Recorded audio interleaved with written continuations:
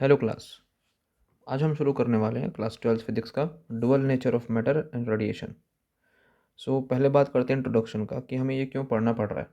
ठीक है, और इस चैप्टर में हम क्या पढ़ेंगे, हम किस बारे में बात करने वाले हैं यहाँ पर। बाय नाम समझ में आ रहा है कि हम बात करेंगे डुअल नेचर के बारे में।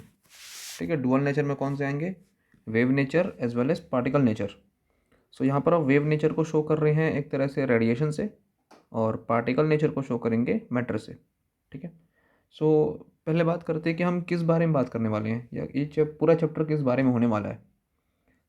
जैसे हमने पढ़ा था वेव ऑप्टिक्स में कि phenomenon of diffraction, interference and polarisation, ये तीनों प्रूव कर रहे थे कि लाइट ट्रेवल करता है वेव के फॉर्म में। ठीक है, इट मीन्स लाइट शो करता है वेव नेचर। ठीक है, अब हमें ये भी पता है कि जो लाइट होता है वो बनता है फोटॉन्स से। Light is made up of photons and photons are the particles. Photons are the packets of energy. अगर मैं लाइट को ब्रेक करता हूँ तो मुझे मिलेगा अंदर से फोटॉन्स। एंड अगर किसी चीज़ को ब्रेक करने से अंदर से कुछ मिल रहा है, जैसे अगर मैं दीवार को ब्रेक करूँ, एक वॉल को, तो हमें मिलेगा ब्रिक्स। इट मीन्स वो पूरा वॉल बना है ब्रिक्स से। इसी तरीके से अगर लाइट को हम ब्रेक करते हैं और अगर हमें मिलता है कुछ और अंदर में, जैसे हमें मिलने वाला है फोटॉन्स, वहाँ पर ये प्रूव हो रहा है कि लाइट है पार्टिकल नेचर, या लाइट शो करता है पार्टिकल नेचर। ठीक है, लाइट बना है किसी पार्टिकल से। एक तरफ हम बात कर रहे हैं लाइट के वेव नेचर का, एंड अदर पार्ट में बात कर रहे हैं लाइट के पार्टिकल नेचर का। By this chapter we will learn this light will show both nature, the dual nature. It means the wave nature as well as the particle nature. ये पूरा chapter सिर्फ इसी टॉपिक पे घूमने वाला है कि लाइट पे हम जो शो कर रहे हैं वेव नेचर और पार्टिकल नेचर, तो वो कैसा है या किस तरीके का है। ठीक है, ये था स्मॉल सा इंट्रोडक्शन इस पूरे चैप्टर के बारे में। यहाँ हम अलग अलग चीज़ों के बारे में बात करेंगे। ठीक है, जो प्रूफ करेंगे कि लाइट शो करता है डुअल नेचर। ठीक है, जैसे होगा वो वेव नेचर या फिर पार्टिकल नेचर। अब आते हैं इस पूरे चैप्टर के द बेसिक टॉपिक्स में, जिसके जिसके बिना ये चैप्टर शुरू करना इम्पॉसिबल है। उनमें जो पहला टॉपिक है वो है फ्री इलेक्ट्रॉन्स। सभी ने इसके बारे में पहले भी सुना होगा कि फ्री इलेक्ट्रॉन क्या होता है। ठीक है, बेसिकली सबको ये पता ही होगा कि फ्री इलेक्ट्रॉन ऐसा इलेक्ट्रॉन है जो वैलेंस शेल में प्रेजेंट होता है। वैलेंस का मतलब आउटर मोस्ट शेल में, है ना। जैसे अगर मैं ड्रॉ करूँ यहाँ एक एटम, ठीक है, let suppose this is the nucleus and ये उसके शेल हो गए। ठीक है, इसे नाम देते हैं हम के शेल, एल और एम। तो इस वाले एटम में जो एम शेल है ये होगा वैलेंस शेल। इट मीन्स ऐसा शेल जो कहाँ है, आउटर मोस्ट में। ठीक है, तो ऐसे इलेक्ट्रॉन जो प्लेस होंगे या प्रेजेंट होंगे in the outermost shell, और we can say valence shell. ठीक है, उन्हें हम बोलते हैं फ्री इलेक्ट्रॉन। अब उन्हें फ्री क्यों कहा जा रहा है, क्योंकि अभी भी तो वो बाउंडेड है ना किसी तरीके से। यहाँ पर देखो ये न्यूक्लियस होता है पॉजिटिव चार्ज और इलेक्ट्रॉन होता है नेगेटिव चार्ज, तो इनके बीच लाई करता है एक फोर्स ऑफ अट्रैक्शन। ठीक है, जो कि लाई करेगा किसी भी दो चार्ज के बीच में। ठीक है, दो चाहे प्लस हो चाहे माइनस हो, चाहे एक प्लस एक माइनस हो, और उस फोर्स का नाम था कूलम्स लॉ या कूलम्स फोर्स। ठीक है, जिसके बारे में हमने पढ़ा था चैप्टर नंबर 1 में। यहाँ पर लाई करता है एक attraction force between this two charge. ठीक है, और वो अट्रैक्शन फोर्स इस इलेक्ट्रॉन को बाउंड करके रखता है। ठीक है, ताकि वो अपने ऑर्बिट में घूमता रहे। अब अगर मुझे इस फोर्स को ब्रेक करना है तो कुछ एनर्जी अप्लाई करना पड़ेगा। ठीक है, उस एनर्जी को अप्लाई करके हम क्या करेंगे, इस इलेक्ट्रॉन को एटम से फ्री कर लेंगे। गॉट इट ना। अगर मैं एनर्जी अप्लाई करूँ तो उस एनर्जी को गेन करके ये इलेक्ट्रॉन उस एटम से बाहर आ जाएगा। ठीक है, अब ये फ्री हो जाएगा मूव करने के लिए। दैट इज कॉल्ड एक तरह से फ्री इलेक्ट्रॉन। अब देखो यहाँ पर एक चीज़ चेंज होगा। जैसे ही हमने इलेक्ट्रॉन पे एनर्जी अप्लाई किया, एनर्जी गेन करके इलेक्ट्रॉन एटम से बाहर आ गया, बट जैसे ही एटम से इलेक्ट्रॉन बाहर आएगा उस पूरे एटम पे एक आएगा पॉजिटिव चार्ज। अब ये +1 चार्ज क्यों आ रहा है, क्योंकि वहाँ से एक इलेक्ट्रॉन कम हुआ है। एक इलेक्ट्रॉन जो था एटम से बाहर निकल गया, तो उस एटम में से एक इलेक्ट्रॉन कम हो गया। तो इलेक्ट्रॉन मतलब होता है नेगेटिव, तो एक माइनस कम हो गया ना, इट मीन्स एक प्लस बढ़ गया। ठीक है, जैसे कि हमें पता है कि कोई भी एटम, ठीक है, चाहे वो ऑक्सीजन का हो, नाइट्रोजन का हो, किसी भी चीज़ का हो, वो होता है इलेक्ट्रिकली न्यूट्रल। इलेक्ट्रिकली न्यूट्रल का मतलब क्या होगा कि जैसे मान लो ये ऑक्सीजन का है, तो यहाँ पर अगर, ठीक है, 8 इलेक्ट्रॉन है तो 8 क्या होंगे, प्रोटॉन। ठीक है, 8 हो, 10 हो, 11 जो भी हो। ठीक है, जितने इलेक्ट्रॉन उतने क्या होंगे, प्रोटॉन होंगे। ठीक है, अब अगर मैं ये बोल रहा हूँ कि हम एक इलेक्ट्रॉन को बाहर निकाल लिए, ठीक है, जैसे मान लो ये इलेक्ट्रॉन है नेगेटिव और ये प्रोटॉन पॉजिटिव है, तो -8 +8 इस तरीके से था पहले अरेंजमेंट। अब अगर मैं ये बोलूँगा कि एक इलेक्ट्रॉन बाहर निकाल लेते हैं हम, एक इलेक्ट्रॉन बाहर निकालने का सेंस क्या है कि यहाँ पर अब -7 हो गया, बट अगेन प्लस में क्या है 8 ही है, दिख रहा है ना। तो -7 + 8 क्या होगा +1, दिख रहा है। और यही +1 आपको एज अ आयन, ठीक है, या फिर एज अ चार्ज आपको इस पूरे एटम पे दिखेगा। जैसा कि केमिस्ट्री में हम करते हैं ऐसा ना कि इलेक्ट्रॉन अगर बाहर निकल रहा है, कोई एक एटम है अगर वो डोनेट कर रहा है इलेक्ट्रॉन, ठीक है, जैसे मान लो ऑक्सीजन एटम था, ठीक है, उसने डोनेट किया 1 इलेक्ट्रॉन, तो हम यहाँ +1 लिखते हैं ओ के ऊपर, ठीक है। तो ये जो +1 आता है एटम के ऊपर वो यहीं से आता है इस तरीके से, ठीक है। अब देखो ये बताने का सेंस ये बनता है कि जैसे ही एटम से इलेक्ट्रॉन बाहर निकलेगा उस एटम पे क्या आएगा +1, ये पॉजिटिव चार्ज।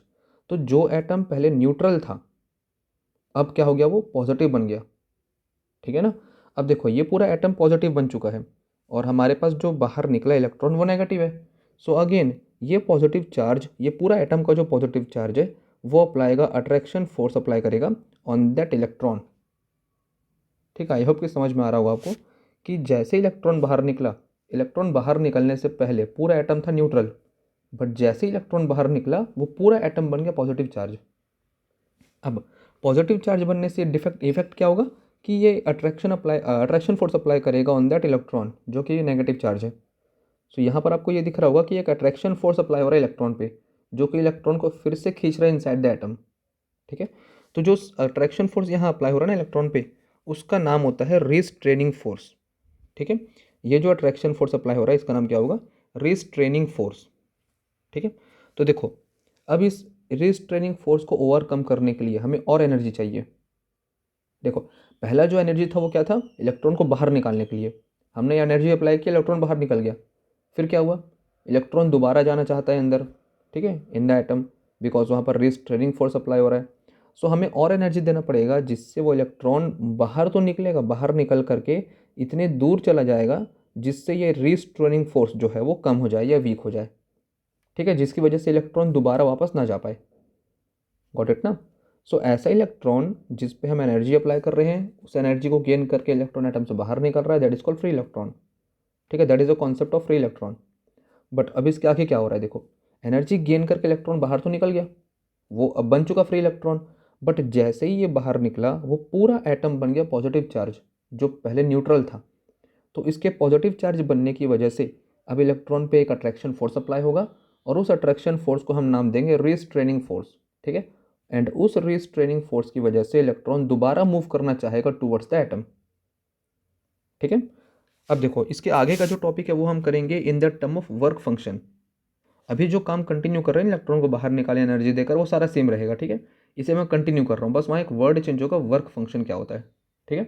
जैसे यहाँ आपको दिख रहा होगा ये रहा वर्क फंक्शन, ठीक है, इसे हम शो करेंगे फाई नॉट से, ये शो करेगा वर्क फंक्शन को। अब देखो इसी में दोबारा चेक करते हैं, चलो ये था एटम जो स्टेबल था पहले, ठीक है, जितने नंबर ऑफ इलेक्ट्रॉन थे उतने प्रोटॉन भी थे, ये न्यूट्रल था, न्यूट्रल था तब तक कोई दिक्कत नहीं था। बट अब क्या हुआ, हमने एनर्जी अप्लाई किया, एनर्जी अप्लाई करने से क्या हुआ, जो आउटर मोस्ट शेल में इलेक्ट्रॉन था वो बाहर आ गया। जैसे ही इलेक्ट्रॉन बाहर आया अब ये पूरा एटम बन गया पॉजिटिव चार्ज। अब ये पूरा पॉजिटिव चार्ज अप्लाई कर रहा है attraction force to the that electron जो बाहर निकला है। जैसे ही ये अप्लाई करना चाहेगा अट्रैक्शन फोर्स, अब क्या होगा, ये इलेक्ट्रॉन मूव करेगा towards the atom again, but हम ऐसा नहीं चाहते ना। तो हमें इतना एनर्जी अप्लाई करना पड़ेगा जिससे इलेक्ट्रॉन बाहर भी आए और इतनी दूर चला जाए ताकि ये जो रिस्ट्रेनिंग फोर्स है उसका इफेक्ट ना दिखे, ठीक है। तो लेट्स सपोज कि मैं अप्लाई कर रहा हूँ 9.9 जूल, इतना अप्लाई किया मैंने, इतने में ये मान लो बाहर आ गया, चलो चलो ठीक है।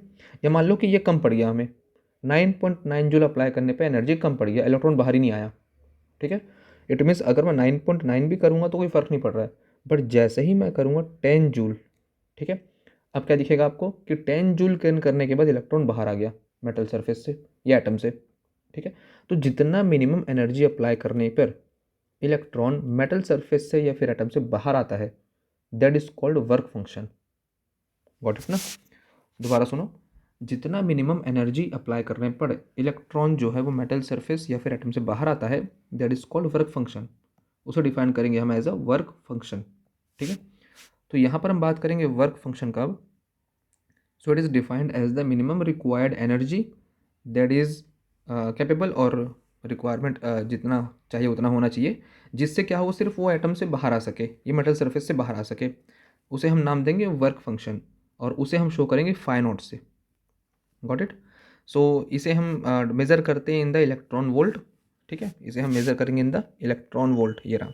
ठीक है, और जो वर्क फंक्शन है वो डिपेंड करता है नेचर ऑफ द मेटल पे। ठीक है, अब नेचर पे क्यों डिपेंड कर रहा है, क्योंकि जो डिस्टेंस होता है न्यूक्लियस से इलेक्ट्रॉन का, वो वेराई करता है।